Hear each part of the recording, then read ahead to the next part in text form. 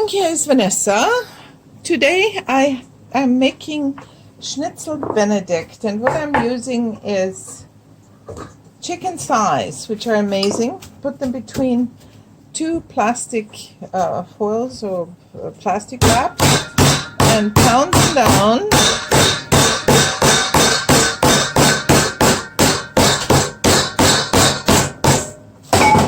Chicken thighs are very, very good, lend themselves for schnitzel really well. You have a little bit of fat on them, which gives it more flavor, and the fat will all bake out, so nothing to worry about.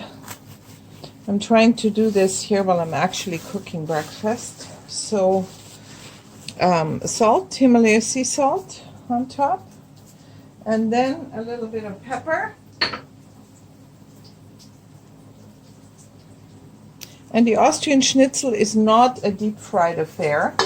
It is something that is sauteed lightly. What you need is a couple of eggs or more, whatever you need. A little oil needs to go in the eggs. And then you whisk it up. And what we do then is we take the schnitzels and we'll dredge them in flour. And then they go into the egg wash and into freshly made breadcrumbs. I use my own bread for it. You can also, of course, buy breadcrumbs or use leftover bread, make your own in a food processor, or use the Japanese panko, which is also very good. Don't press it too hard. I like to use fresh crumbs when I can.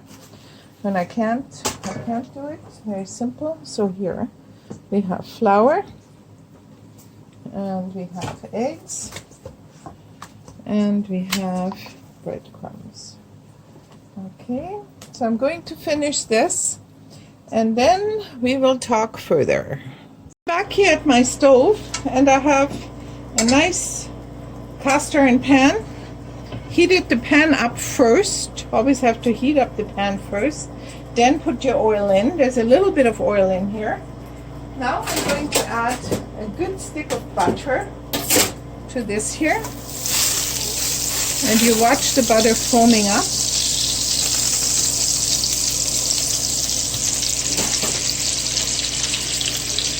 Just going to cut it so it goes a little faster. And as soon as you see the butter foaming up like that, you take your schnitzels and you put them into the butter. This is a very important step. It's not deep fried, as I told you, it's sauteed in butter. And that's a big difference between schnitzel, Vienna Schnitzel, and deep fried chops, pork chops, or whatever you want to use. You can also use pork or veal, whatever you want. So now we are going to saute it lightly until it's nice and golden on the bottom.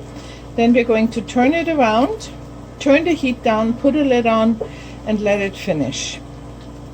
And you have to be very careful not to overcook it. I'll be back. See, the schnitzel are very nice. Nicely browning up a little bit on the bottom. I hope it's not too much. So, see how beautiful they are? Just turning them around.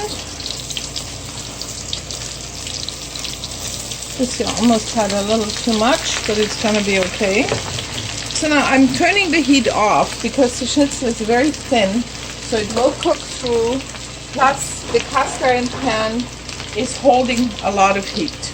Okay, so we're just going to leave that, and they will finish themselves off just nicely.